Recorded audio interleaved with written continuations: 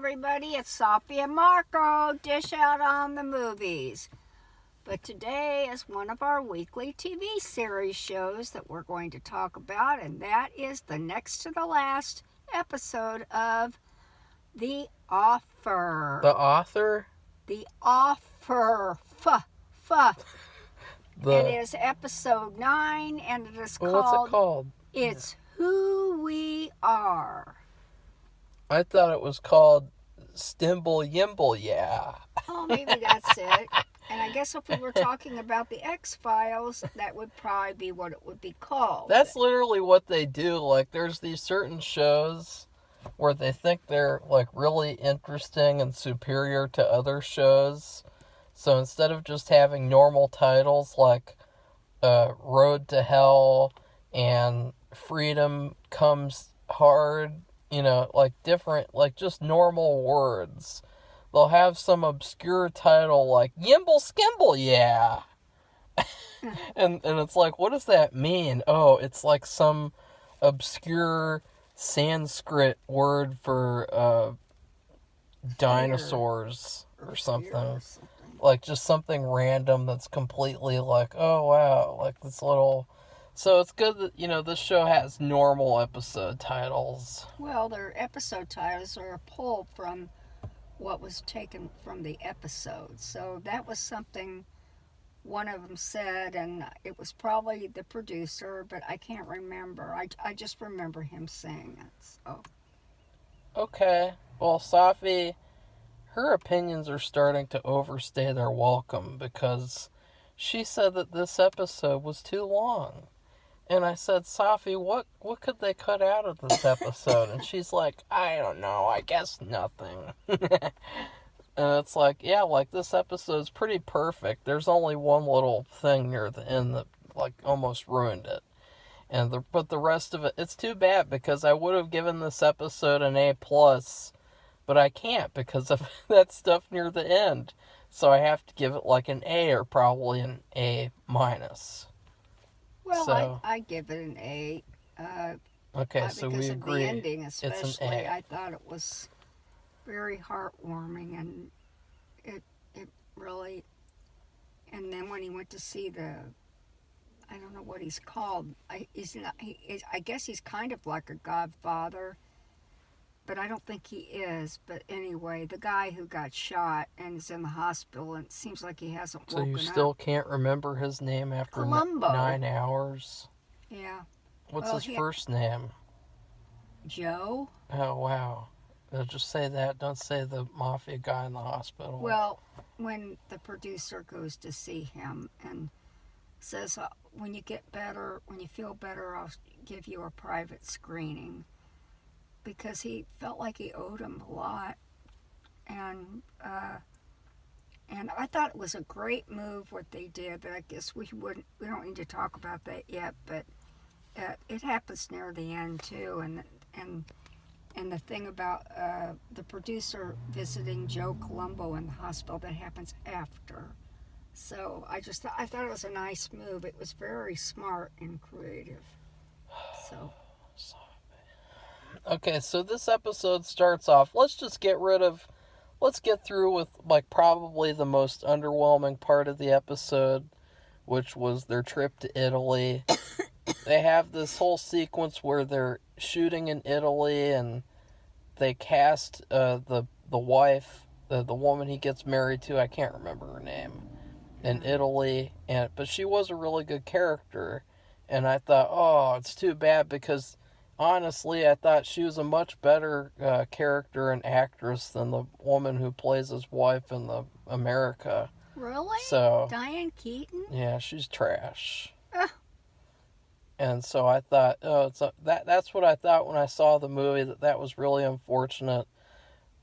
But they showed casting her. They showed the restaurant where I can't remember what happened there. Honestly, because I've only seen the movie like 3 times. And they show like getting that, and then they have a little funny thing where the guy says, I want 50,000, blah, blah, blah, and then the guy's like, oh, this is actually just $35.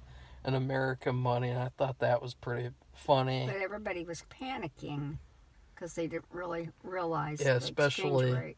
especially the secretary who thinks that she's gonna. Okay, well, we haven't gotten to that part yet. That's a bad part of the episode. That's not a good part of the episode. And then they have a whole thing with the car explosion, and it was like an actual explosion, and really, really cool with that. I don't think did they show it, or did they just show the people reacting to it? Because they've done that so many times. They didn't show it. They showed the end of it. Oh, So okay. they're a piece of the guy's roof, one of the pieces of like awnings or something, caught on fire and flew up in the air and landed out. They showed that. And then of course everybody reacting.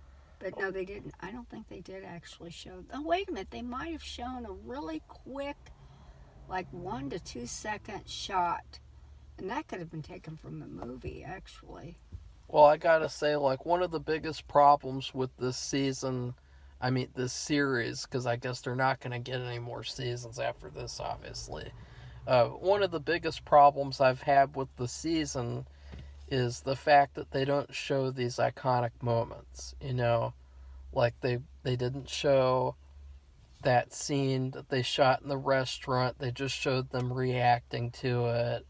They didn't show another iconic scene. They just showed them reacting to it. And it's like, you just compare that with, like, Ed Wood, which Sophie will be required to see pretty soon. I hope not, because I started watching that one time. I thought it was boring. Yeah, well, that's a lie. A complete lie. Fraud. No, Don't lie. Not a lie. That's I a thought lie, it was Sophie. boring. No, you're stop lying. But in that movie, they show the shooting of these scenes. They show the scenes play out. That's part of the comedy, is you get to see these other actors perform these scenes that you've already seen before. And, for instance, the scene where Bela Lugosi is wrestling with the fake octopus in the water. That was very funny. And then the scene with Pull the Strings when Bela Lugosi, that's all stuff that's in the actual movie that you get to see. Oh, another. Just Sure. wait for that. It's okay. Just wait for that to go by. Wow. But we get to see the actual scenes play out, and this show, we don't get to see that. We only get to see the crew and people outside the scene react to it. And I really don't like that. Like, I think that kind of takes out of the show, because it feels like the filmmakers don't have the balls to recreate the scenes. And then you have, like, the disaster artist. You get to see a lot of scenes recreated in that, to the point of where at the end of the movie, they had this little split screen where they showed the actual movie, and then they showed the movie's recreated scenes. And remember that at the very end when they showed that, and there was like a montage of that, seeing that. That was really good, and I really liked that a lot. And then you have this show where it's like, oh, of course, you don't get to see any of that. So I think that is one of my major complaints of the show, which I will probably do like a little mini review of the season maybe next week, just to sort of have that out for other people to watch if they didn't watch our episode by episode reviews. And so then they're done in Italy, and that's probably it's the least exciting part, because it just feels like you're getting to see the payoff of last episode. Like, is that going to be another one, Sophie? Just keep going. They can't hear it that much. Oh, yeah, they can. I just saw a YouTuber Yeah, share well, laundry. she sucks. Well, she No, sucks. she doesn't. She She's had her trash. washer on, and she's complete trash, Sophie. She thought that was a problem, and It is a problem. You could hardly hear it. It is a problem. No, it's not. It's a problem. No. So they get back, and then for the rest of the episode, they have two issues. Well, really, it's one issue.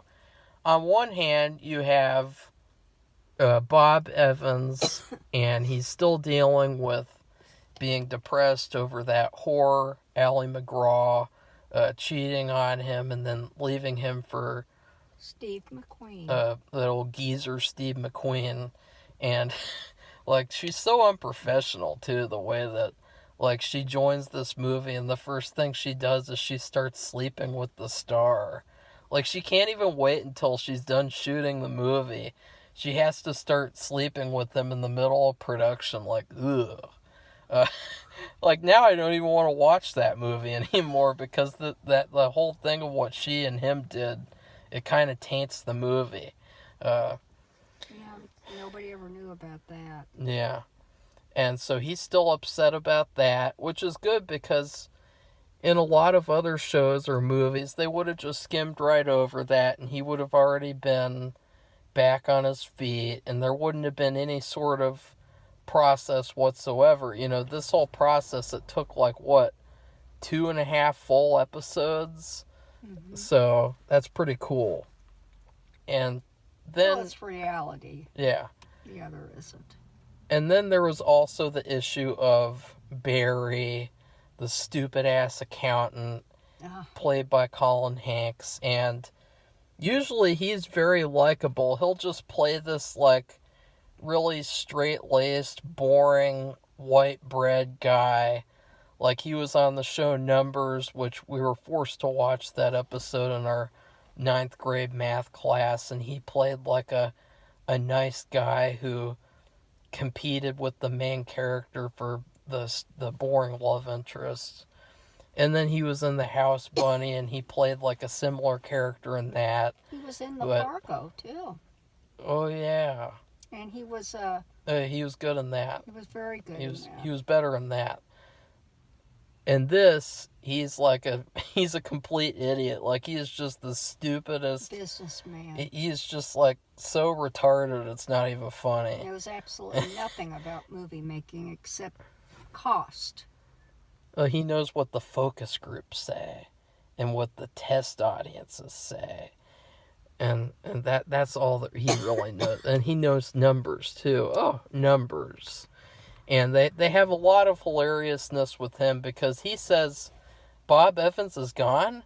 I'm just going to come in and take over his office and start doing his job for him. Like, he's just a complete jackass. Like, what kind of... He's a really disloyal employee to be doing that.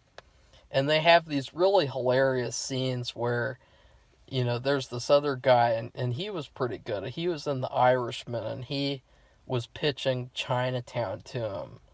And the guy's like, no, we're not doing Chinatown, because I will not greenlight any projects that I don't understand.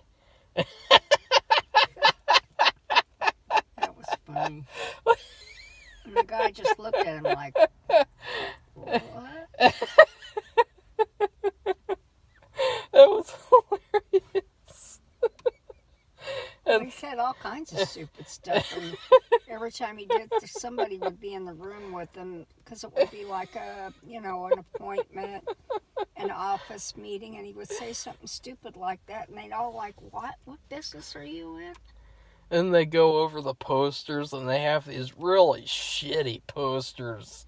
And there's like this one where all the people in the main cast are standing on this like boring white background, and it looks like a 1960s caper movie poster, and it just looks so like outdated. Like, even for the 70s, it looked outdated. Like, who wants to see a poster? Like, it looks like a car commercial ad or something. And there's like one with like him and there's a cat on it to show his soft side and stuff like that. Like, really, it was a terrible poster. Bizarre marketing, having like murder, mayhem, mafia. Like, what kind of tagline is that? That doesn't even work with The Godfather. Is that a good tagline to use, Sophie? Well, the problem is they couldn't have the word mafia, remember? That was one word that the producer had made to Columbo, and that was not to have the word mafia in the whole movie, and they actually only had it maybe once or twice, and they just took it out. And so if you're going to not have it in the movie, you would not have it on the poster. Just imagine if you did the same thing. Like, it sounds pretty, like, racist and, like, just really inflammatory, too. Like, just imagine if you made, like, a white people, like, a redneck movie in Texas, and then the tagline is, like, God, Guns. guns, inbreeding. or God, guns, birth of a nation. Like, that's the type of tagline this is. Like, murder, mayhem, mafia. What a stupid tagline. And then you had the other tagline, the take the cannoli. I mean, what a stupid... I mean, ugh. I mean, those... I really hope those weren't real. I guess they were, but it's really kind of queer to think that these are some pretty stupid marketing people, honestly. Like, I would never have even watched the movie if it was marketed like that. Would you? Oh, well, you read the book, so you didn't care. It's just, it's almost like ignoring what they were trying to avoid anyway with the mafia, well, just Italian people in general. What they were wanting to avoid was being stereotyped into one, like, negative category, and everything that they had said actually did stereotype them. So, no, you wouldn't want to have that. And then what else did they do? Oh, they talk about the runtime. You have to cut 45 minutes out of the movie because movies can't be over 2 hours because that's overstaying their welcome. You know, it's the same type of stuff they do nowadays, where you can't have a TV show that's longer than 5 seasons because that's overstaying its welcome. Well, the problem is, if they didn't cut it or something, that it would run too long and they couldn't have sell it to as many theaters. Yeah, but that's not what they were saying. They were saying that they can have more showings play in a day if it's shorter. Oh, yeah, okay. And so, but the thing is that that's just a bullshit excuse. Yeah. Because they can just extend the amount of time that the movie plays in the theater. They can bring the movie back for other screenings in the future. Like, that's just a complete bullshit excuse. So I thought that was retarded. But again, a lot of the stuff in this episode feels very relevant to nowadays. Like, especially the thing with, the movie has to be 2 hours or less because movies can't be longer than that. And so it's kind of like this impending doom where that guy has taken over the productions and he's just a complete idiot. He's ruining everything. And then Bob comes back at the end and he is completely turned around and he's back to normal. And he's probably even better than normal. And at that point, he comes back and he just sets everything straight and says, trust the creators because they're the ones who actually know what they're doing. You're not even, you didn't even come up with the movie, so why are you trying to, like, override them and just do these things that are completely stupid? And that's the whole episode, and it really is good. Like, even though we described it pretty casually, it was very good the way that it played out, especially at the end where Bob Evans has taken over and he completely makes a turnaround, and it seems like he made like a really big transformation. He did. So, Sophie, what else do you have to say? Well, so what we're saying now is the whole, I'd say, what would you say, 3/4 of the episode was about this guy, and they thought he was so down in the dumps and he hadn't shown up to work in days, and they had decisions to make. He needed to speak up for them because he was really all in the movie. He turned into that guy. What was that? Who's that guy You know, the aviator guy. Oh, you're talking about the one Leonardo DiCaprio play? Yeah, who's that guy? What was that Hugh guy's name? Hefner. No, he is not Hugh Hefner. No, that's the Playboy guy. Yeah. Howard. Howard Hughes. Howard Hughes. See, they're kind of the names are a little alike. He turned into Howard Hughes. He's sitting there in this dark room. Howard Hughes was, I don't know, drinking and smoking. Well, he's like a typical, like a modern day, like a pandemic person who's like, I'm gonna sit at home and wear a mask all day long because I'm a pussy ass bitch. You know, that's what he was like. He was doing drugs. Well, no, this guy, or are you talking about Howard? No, this guy. Oh, okay. That guy was mental. Well, he was mental because his mother instilled like a 2021 type of fear tactic where she made him so afraid of like germs that he became mentally ill. That's a sickness. That's his mom gave him that sickness. That's an OCD, obsessive compulsive disorder. She gave him that sickness. You don't give anybody that. She did. Remember? Did you remember the movie? Yeah, but I'm not gonna argue about psychiatric disorders, but that's... She gave it to him. Some other people get that too, and it's pretty bad. She gave it to him. And it was bad for him because he ended up dying in a hotel room and his nails were like 10 feet long. Sophie, it's gross. That is gross. It is gross. It was Why would you do that? But anyway, this guy... he was just sitting around watching... was that The Odd Couple? Yep. He's sitting around watching The Odd Couple, which I'm not a fan of at all. And he was sitting around like smoking and drinking, and it was sort of like the Wizard of Oz, the wizard behind the curtain. And so yeah, that was a really good scene with him and Miles Teller. And so that was a standout scene, and then the scenes near the end where he comes back. So again, like, his character has really gotten good by the end of this show. Like, he started off like such a cartoon, and now he's like a fully fledged character, and he's actually probably one of the best characters of the year. Like, he's certainly better than anyone on Better Call Saul. Would you agree with that, Sophie? I mean, Better Call Saul is just such fucking trash. Whoever made this, that young guy that keeps showing, I'm sorry, I don't know his name, he really paid a lot of attention to detail and to making a certain outcome happen. Yeah, he really took it seriously, and he could have just goofed off and made like a joke show where they have all these funny callback moments, but instead he really treated it like an original narrative. Yeah, I thought where it was really good. It doesn't really even rely on the Godfather to make it good.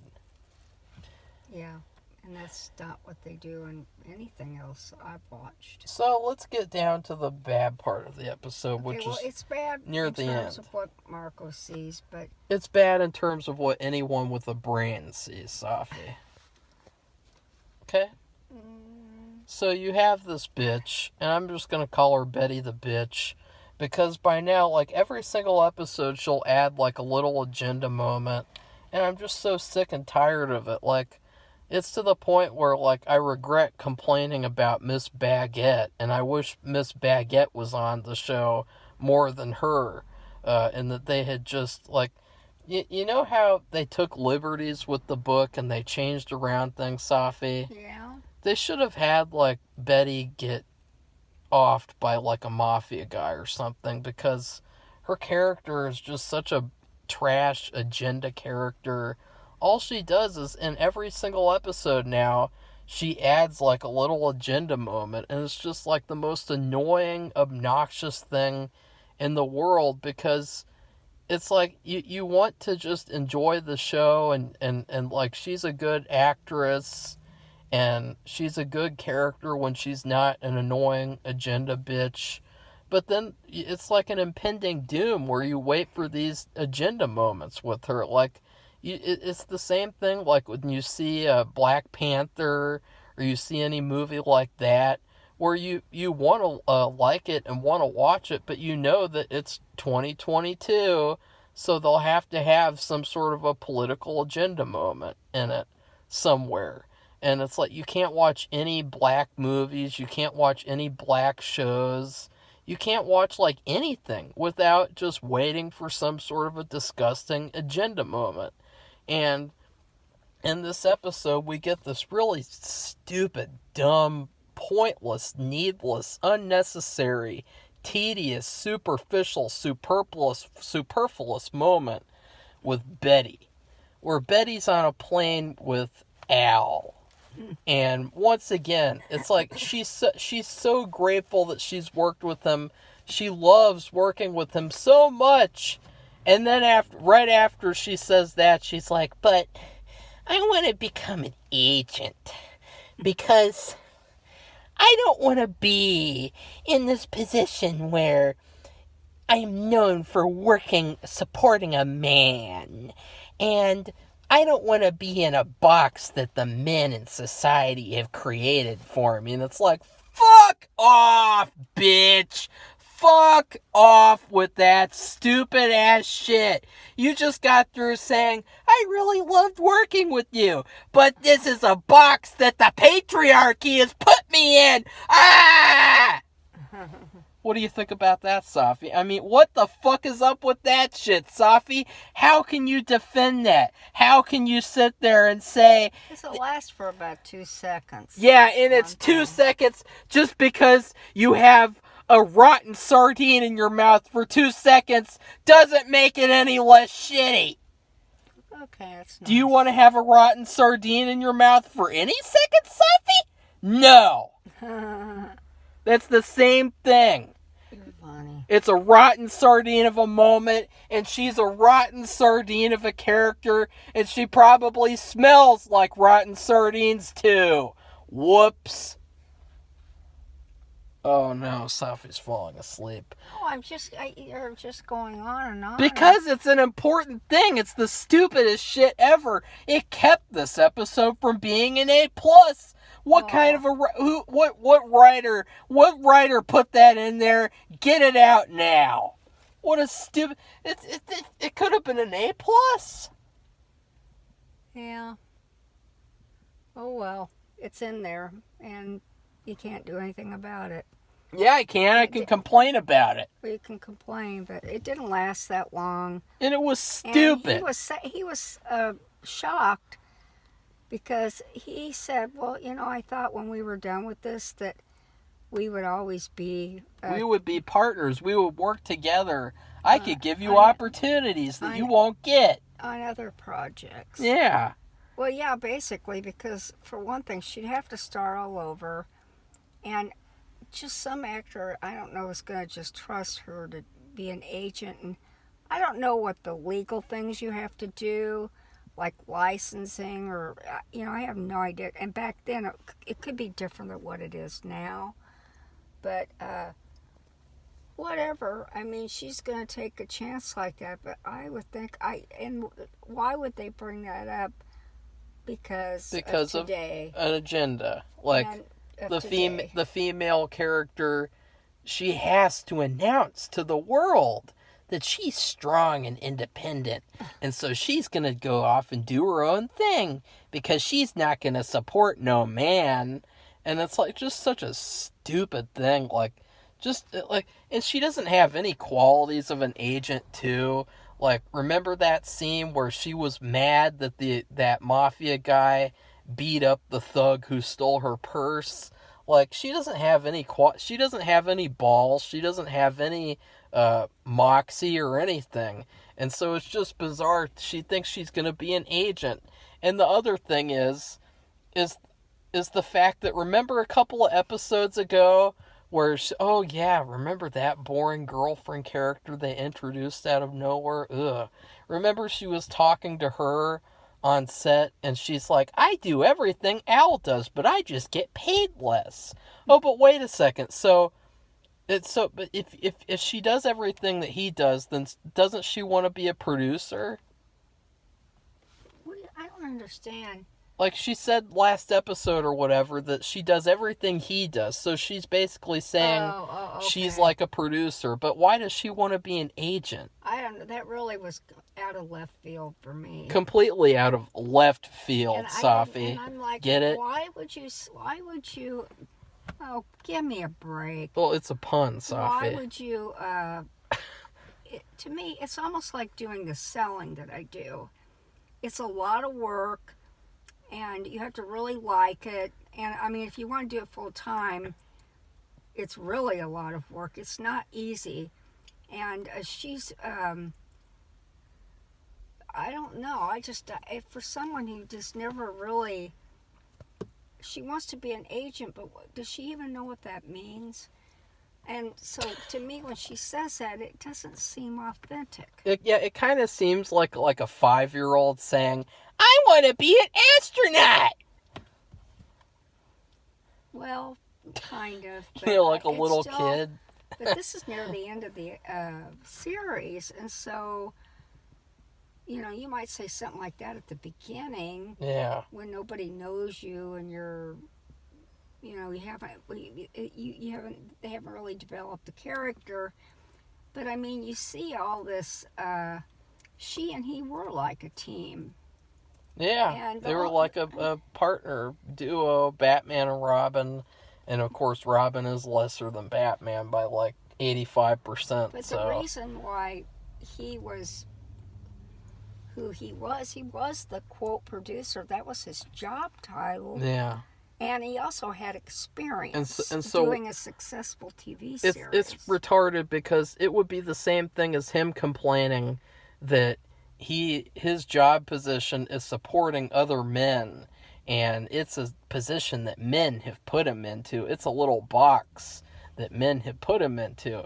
Because remember, he's just the producer. He's not one of the executives of the company. He's not the accountant of the company. So it would be as retarded as him saying, I want to go off and be something else because I don't want to support these men anymore. Because that's my entire job, and I don't want to be in a box that these men have put me into. It's the same type of thing. And you have the fact that if she becomes an agent, how did she become an agent, Sophie? Because men gave her the opportunity. So it's just such a... that's kind of a weak argument. It's true. It's true. Back then it was more men than women doing anything. So, yeah, like, why did she become a secretary? Because men gave her the opportunity. Why is she going to become an agent? Because men give her the opportunity. So, like, just fuck off with that shit. It just seemed, and like I said, the guy is so good. He's very good about piecing things together and making it work. And this was just he tried his best. And it could be that... It really stood out, though. Because of nowadays, that he had to put something in like that. Yeah, like, that's another thing. Times. Is that in the book? Is any of this feminazi crap in the book? I really don't know. I enjoyed the book, but I mean... You haven't read the book yet. The Godfather book? You haven't read the book about the making of the movie. Like, no, I would is like any of this feminazi crap from the show going to be in there? I will read the book and report back to you. Yeah, you will. Because I want to know certain things about some of the details. Yeah. Like we talked about last week, this major detail, which was fudged a little bit, well, quite a bit, in order to make the movie work. And like I said, he's very good at putting a square peg in a round hole. The person who made the movie. And this was just something, and it kind of, they had something like this in The Godfather, where they had multiple murders going on at the same time. And they showed them kind of like what happened in this movie. Sophie. And so it was like I guess it's a technique. And so he Sophie, you can't put a square peg in a round hole. That's the saying. That's why they say you can't put a square peg in a round hole. If you get some special paper and round off the square edges. So it's not a square hole, a square peg anymore. It's a circle No. peg. Because you can't fit a square peg in a round hole, Sophie. But anyway, the way it was, I mean, despite his best efforts, it still felt a little disingenuous. And we know about some of the mandates that have been issued. Quotas. And you've got to wonder if he's just being preemptive. It is true. And just doing it ahead of time so they wouldn't say, oh, they should have blah, blah, blah, because it is the time of the birth of the feminist movement. Yeah, the birth of the hate movement. Oh, Marco, cut it out and explain to you it's a hate what movement. it was like. It's a hate movement. No, it isn't. It's a hate movement. And it was fun. I think it might be because there was this one filmmaker and he was talking about how, you know, he tried to pitch his movie and they wouldn't accept his script because there wasn't any. Or no, they said that it would be better to submit a script if it had important social issues that were mentioned in the movie at some point. And it feels like the same thing, where this is just completely irrelevant bullshit. It ruins her character. Like, her character's trash. She's definitely one of the low points of the show, which is sad because she started off and I thought she was pretty cool. And same with Miss Baguette. And she just left the show. I mean, whatever happened to Miss Baguette, Sophie? I mean, did she just, like, go to France and she's just, like, eating baguettes all day? Like, what? Like, I don't understand. It was so weird. Like, she wants to be, like, a producer or something, and then she just goes to France. Oh, his wife. The producer's wife. Like, I was expecting for her to do some producing, actually. I was expecting for her to be the strong whammon over Betty. Well, that may never have happened. Well, I guess it didn't because she didn't have the moxie. I don't know what she didn't have. I don't think she really... She didn't have any butter for her baguette. She knew what she was saying. So, Sophie, anything else to say? No, I just thought what happened was... Oh, no. They wanted to... the mafia people wanted to go to the opening night. And they couldn't do that because of how it would look. And so they just didn't want, they wanted everything to be as perfect as they could be. So they decided, they absconded through some trickery, one copy of the movie. And they rented a theater in the main part of, I guess, Hollywood or LA or whatever. Or no, is this New York? I don't know, somewhere. Maybe it was New York. I don't even know. And it was so funny. They said every, what would you call it, gangster in town was there. And, that was pretty funny. And it was, I mean, almost all men. They had some women in there. And, I mean, the whole place was packed. Do you think they were gangsters, or do you think the women were like moles? No, they're probably wives. Yeah. But anyway, of the upper echelon. But anyway... It was completely a packed movie house. So, and then they show the movie, and it may have been the first time that the producer and Betty, and I don't know who else. The producer saw it before. Oh, he'd seen it all before. Okay, well, you could just tell. You know, you heard the familiar music, and they all really loved it. They loved it. And that was a great moment. It was a great moment. And they stood up and they clapped. And they really loved the movie. And I just thought that was really cool. And then he goes to see Joe Colombo in the hospital and said, I wish you could have been there. You would have really loved it. And that was a good moment. And so, as I said, this episode's perfect except for that one moment. They ended it in a really good, positive way, and so they could all see it. They all saw it before the general public, at least in this show, and they had their own special theater. It was just for them. And they saw, I think it wasn't like the night before the real opening night, or, I mean, it was very close. And so they really did get special treatment. And so that was just a really nice, I thought it was really like the best part of the episode, and really maybe of the series, because Really, they had Sophie? gone through so many obstacles and problems that and with them, and how they were suspicious of it, that it would show them in a negative way. Well, they loved it, so I guess they didn't think it was negative in any way towards them. Anything else, Sophie? No, that's it. Well, then, So I gave it an A, and you I gave give it it an an A A. minus. No, I give it an A. I would have given it an A plus, but Betty ruined it. So Well, I grew up at that time. And, yeah, and did you hear women but like I said, I talking know. like that all the time? No. Did women talk like that? Well, Did they go around saying, "I was put in a box by the sinister patriarchy, and I'm gonna get out of the box"? well, How dare men pay me and give me a job? How dare they give me a job? I'm making The Godfather. Oh no, it's so terrible. I'm not independent.